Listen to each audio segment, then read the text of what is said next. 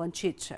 Road રસ્તાથી લઈ આરોગ્યની સુવિધા માટેની વર્ષો જૂની માંગનો પણ હજી સુધી કોઈ ઉકેલ ન આવતા ગ્રામજનો હાલાકી ભોગવી રહ્યા છે।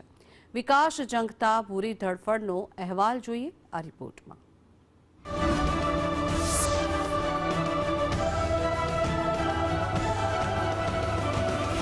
આશરે 500 મતદારો ધરાવતું ભૂરી ધડફડ ગામ આજે પણ વિકાસ ઝંખી રહ્યું છે।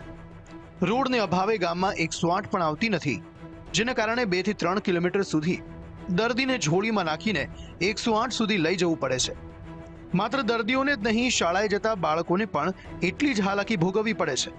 રસ્તો જે કે ધરોઈથી ભૂરી ધડફડ જે રાજસ્થાન બોર્ડર સુધી જાય છે એ બહુ કાચો રસ્તો છે।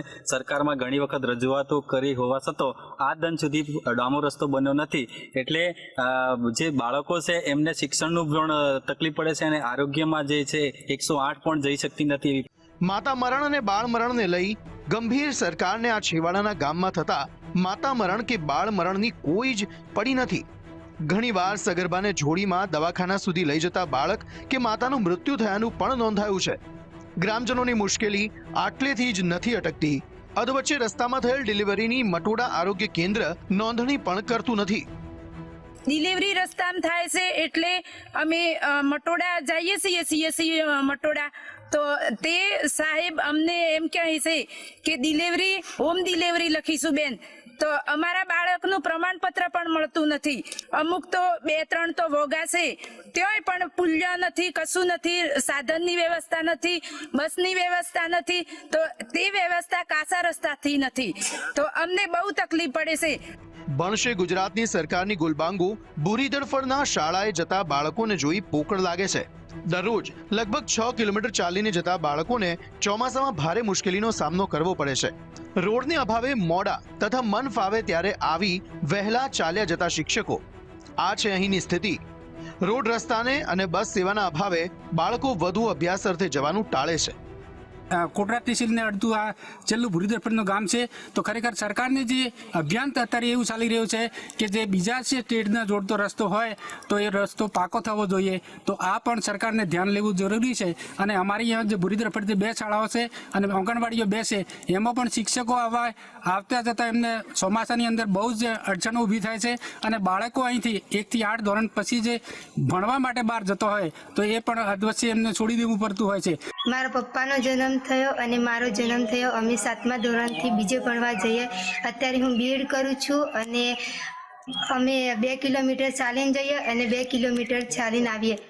એટલે મારી સરકારને એ જ વિનંતી છે કે અમારા ગામમાં રસ્તાની સુવિધા અને પાણીની સુવિધા કરી આપે।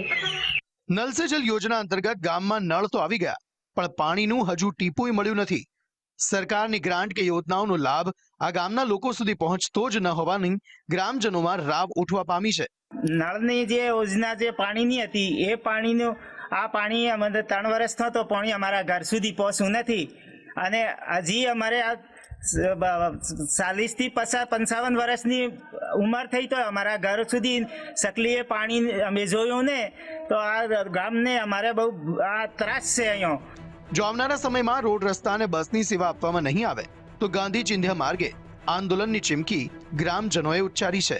ખેડ બ્રહ્મમાંથી આશરે 30 કિલોમીટર આવેલું ભૂરી ધડફડ ગામ છે કે ત્યાં વર્ષોથી પાકા રસ્તાની સુવિધા નથી। જ્યારે અહીં પણ સગર્ભ માતાઓ જ્યારે બીમાર પડતી હોય છે ત્યારે તેમને દવાખાના લઈ જવા માટે 2 કિલોમીટર ઝૂલીમાં નાખીને જવું પડતું હોય છે। ત્યારે ઘણીવાર રસ્તામાં પણ ડિલિવરી પણ થઈ જતી હોય છે, અને ઘણીવાર માતા મરણ થાય છે અને બાળ મરણ પણ થતું હોય છે। ત્યારે સરકાર દ્વારા છેવાડાના ગામ સુધી આરોગ્યની સુવિધા પૂરી પાડવામાં આવી હોય છે। ત્યારે આ ગામની અંદર આરોગ્યની સુવિધા આપવામાં આવી તો છે, પણ ઝૂલીમાં નાખીને 108નો લાભ લેવા માટે 2 કિલોમીટર ચાલીને જવું પડતું હોય છે, જેથી કરીને માતાનું મરણ થતું હોય છે અને બાળ મૃત્યુ પણ થતું હોય છે।